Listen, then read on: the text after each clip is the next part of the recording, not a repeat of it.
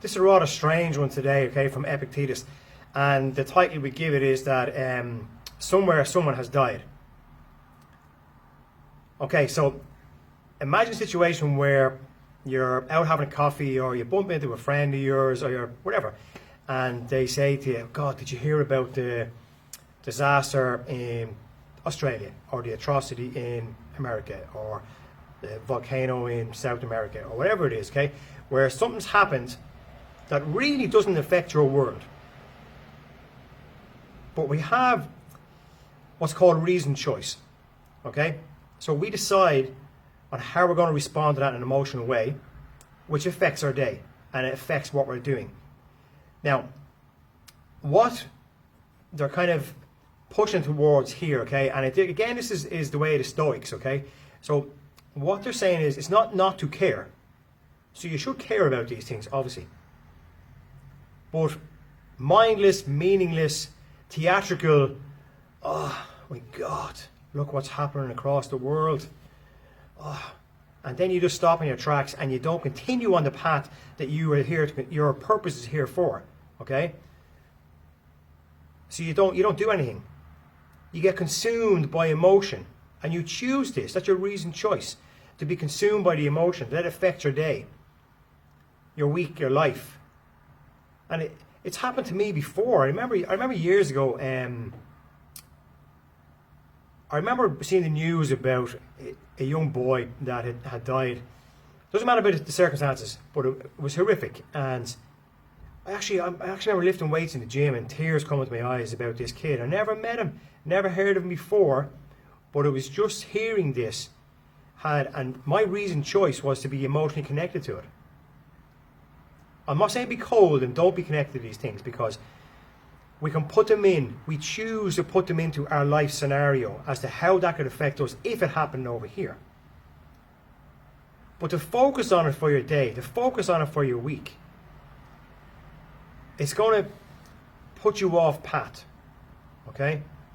So this is where we're kind of getting a thin line, where we can care about something, but not care to the certain extent that it's going to stop us doing what we're meant to be doing, if that makes sense.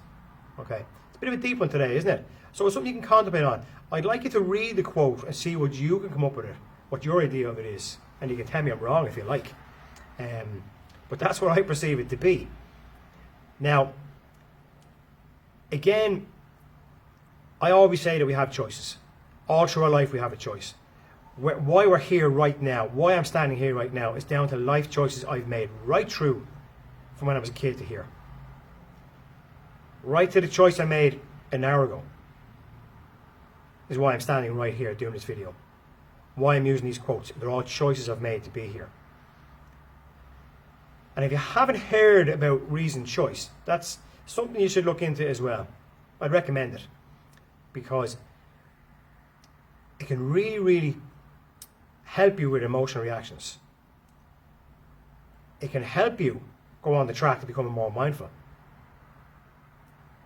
Because if you have an ability to hear something, traumatic news, assimilate it, see what it means to you on the large scale of things, and emotionally react the way you want to react, not the way everyone expects us to react.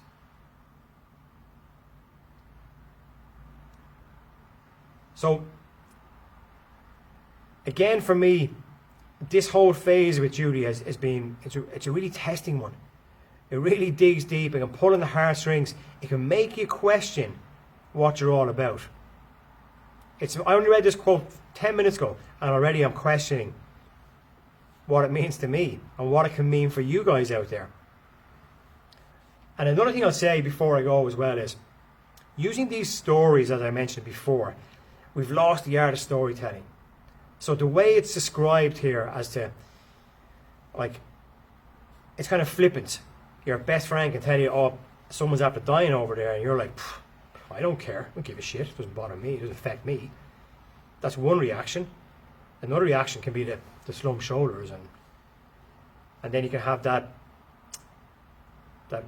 response where you're caring, but you're like, okay, it doesn't affect my life as a whole, or what I'm doing today, or what I'm doing for my kids, my family, my future, So let's carry on. Let's crack on. Don't let it pull on the back of the head here. Get into the brain like a sponge and soak it up there, and everything's just going downhill. So I think that's pretty cool. It's good to question ourselves and how we react to these small to large traumas that we can experience on a daily basis, and how we respond to them is really key to the next 6, 12, 18 months of your life. If you can learn how to react in an emotional way that's positive, not always a negative, we can really, as I always put at the bottom of these quotes here, is you can change your life. Guys, have a great one. Think about it and get back to me with what you consider the quote to be all about.